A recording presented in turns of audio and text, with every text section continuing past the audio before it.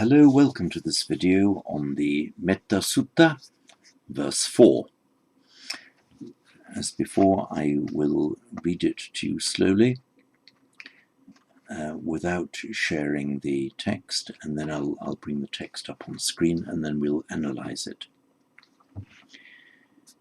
Ye keci parnabhutati tasava tavara vanavasesa Dighavayeva mahanta majjhima rasaka anukatula.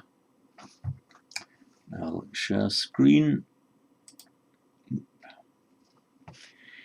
Ye keci parnabhutati tasava tavara vanavasesa Dighavayeva mahanta majjhima rasaka anukatula. Now, ye keci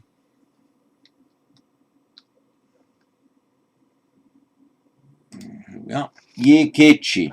In the previous verse, we spoke about the pronominal declension, how, for example, sabba being pronominal declension, it makes its nominative, masculine nominative singular in sabbe, not sabba.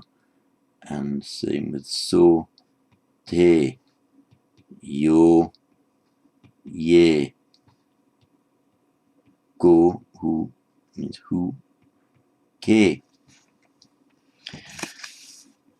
At the beginning of this verse, we have ye keci.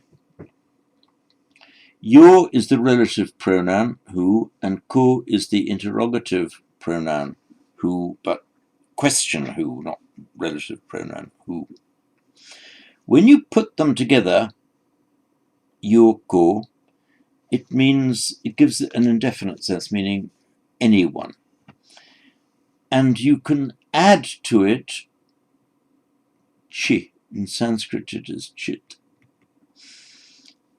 That just emphasizes anybody at all.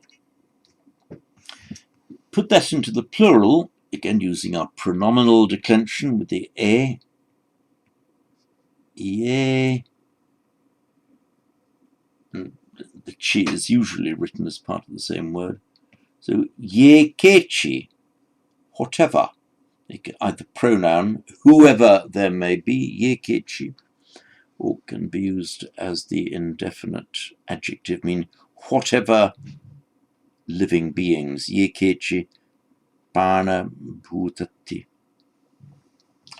So, ye keci, whatever beings, ye keci bhuta, whatever beings, ye keci bhuta. Bhuta is from the root bhu, meaning to be, which makes its past participle regularly. So it just adds ta, so bhuta. Sorry, bhuta. Bhuta, the literal meaning then is just been, a bit like how to be, been, bhu, bhuta. But also by extension, it means somebody who has been in the sense of has come into being, therefore it can mean a being.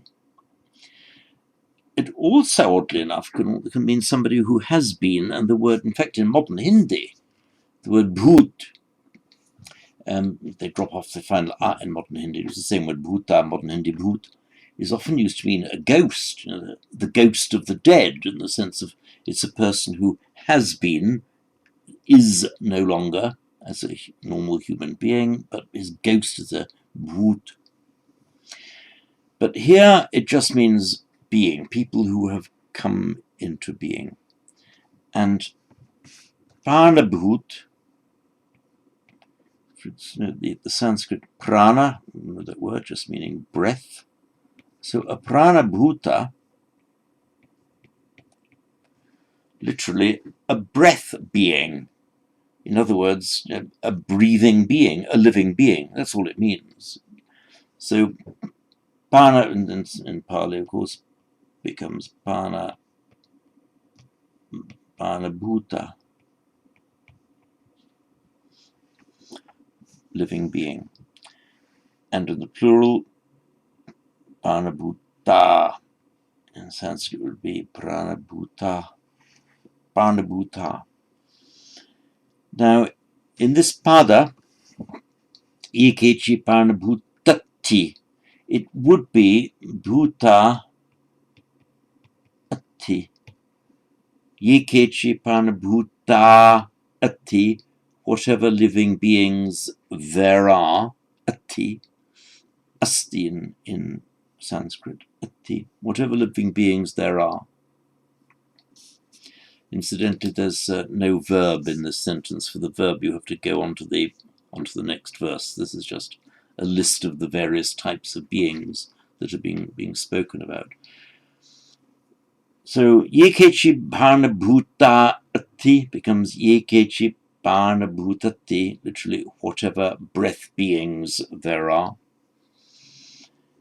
In Pali, as will often happen, bhuta ati, you'll just drop that off. That's why it becomes bhutati. Some of you may be wondering why this ati is expressed in the singular when we are talking about a plural, yekechi pranabhuta, whatever living beings. I will tell you.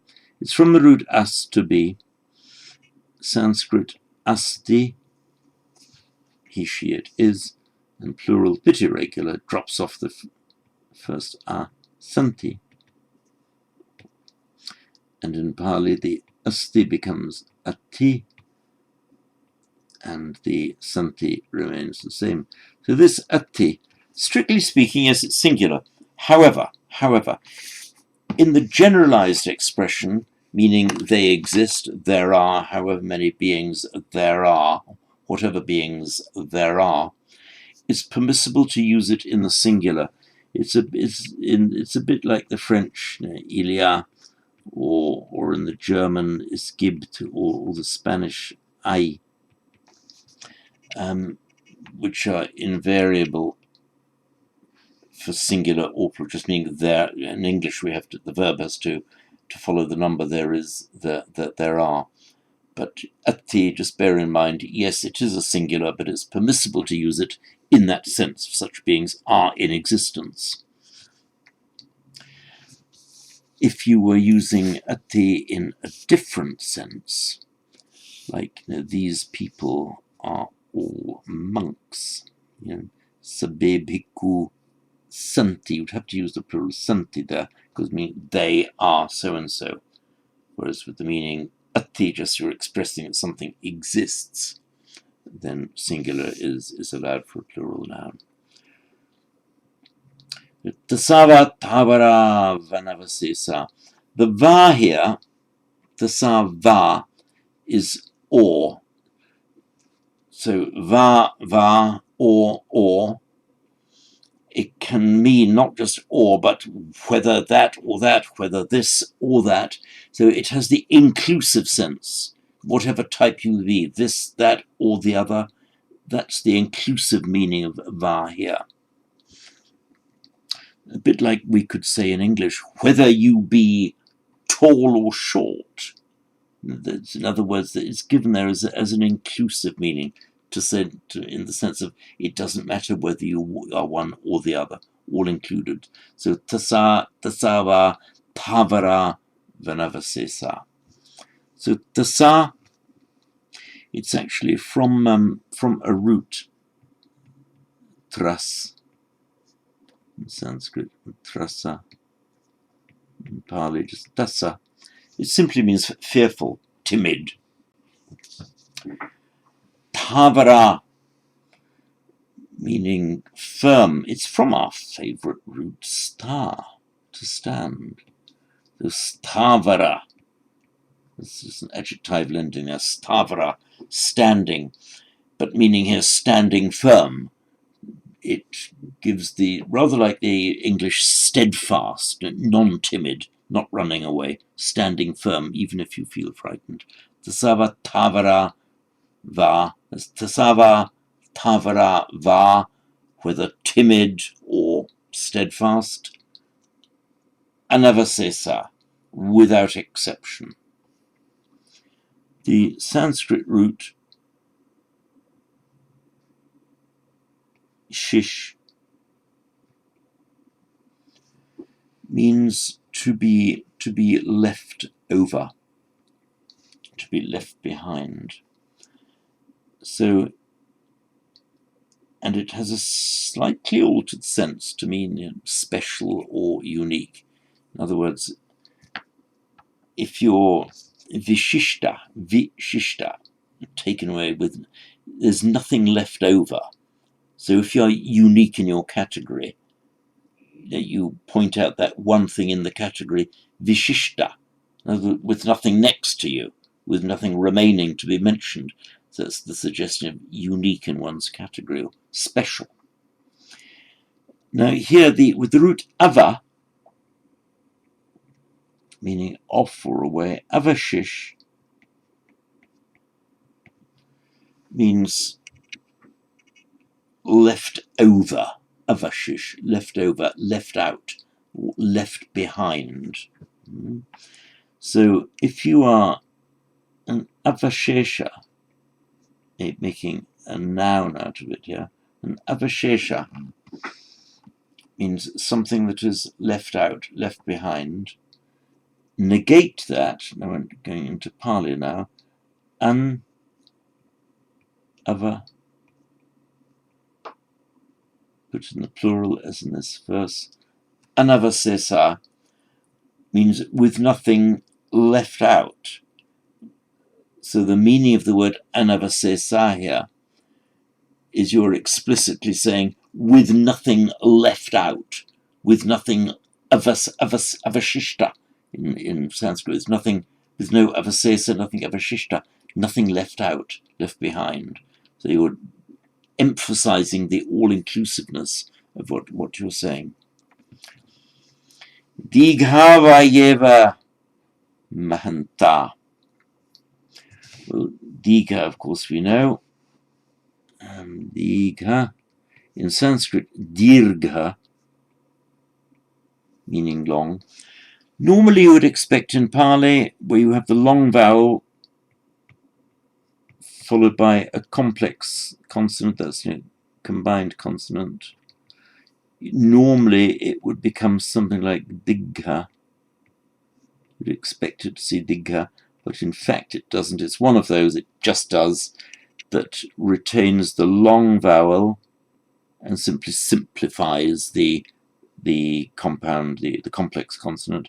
So dirgha in Sanskrit just becomes dika in Pali, the long. And that's exactly where we have the Digha Nikaya, the long discourses. Digha, and in this context it means tall. Dighavayeva.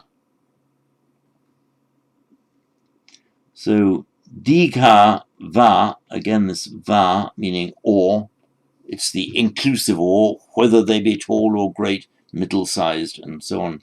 Majjhima, Rasika, Anukatula. Dighava, whether long. Ye eva, those indeed who are, even those who are tall. Dighava yeva is just put in as a little poetic flourish. It doesn't add anything really to the meaning. So digha, then dighava yeva, whether indeed those who are tall. Mahanta,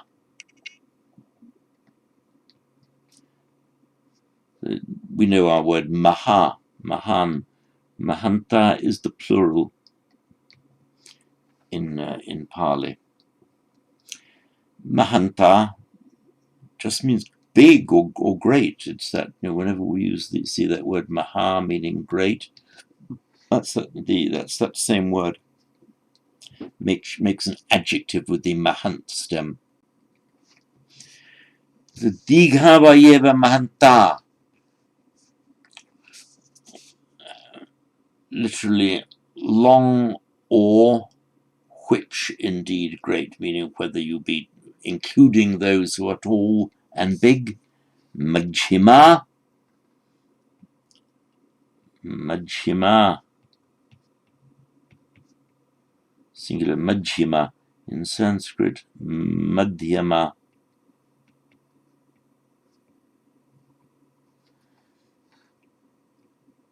In English, medium. And that, of course, is where we get the Majjhima Nikaya, the middle, literally the medium, the middle length discourses. Majjhima Rasaka. Rasaka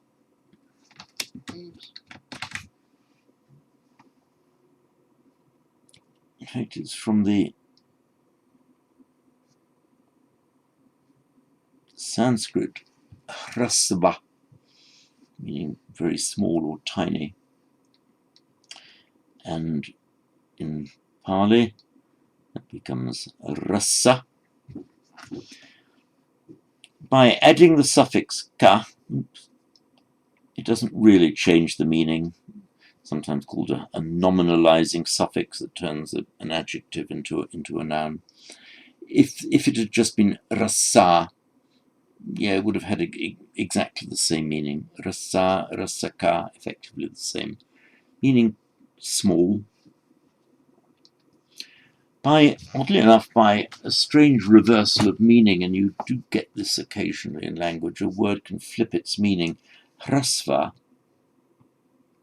is actually cognate with our word gross, big, but it's flipped its meaning to the opposite meaning.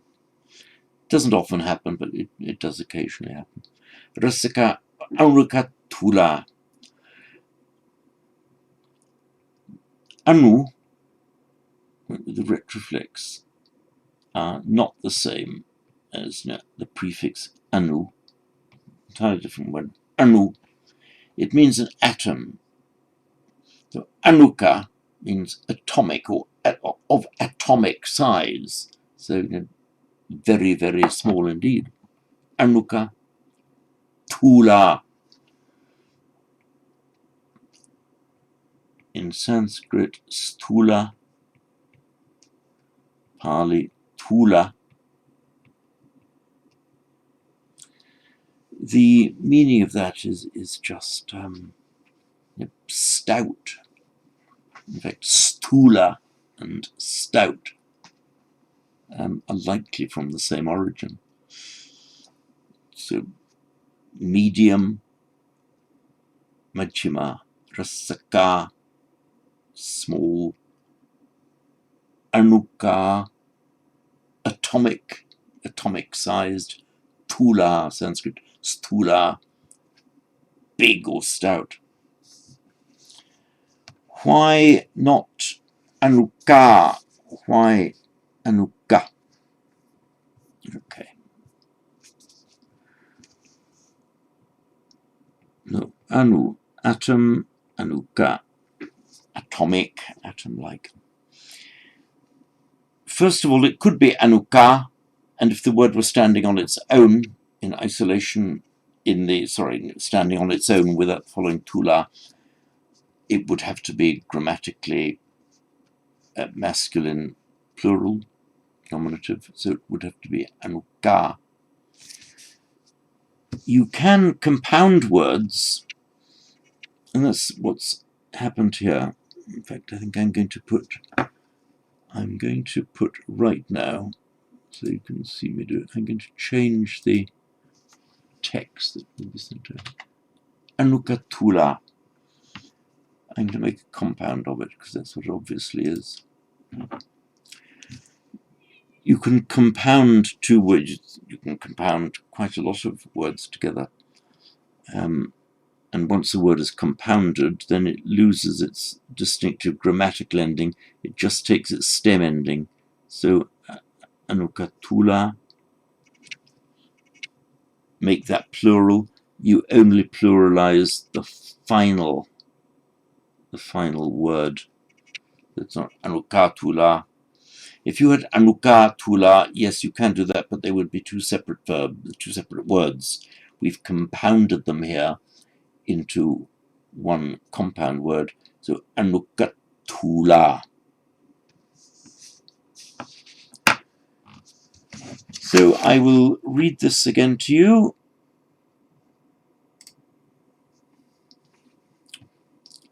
Ye keci panabhutati tasava thavara vanavasesa dighavayeva mahanta majjhima rasaka anukatula.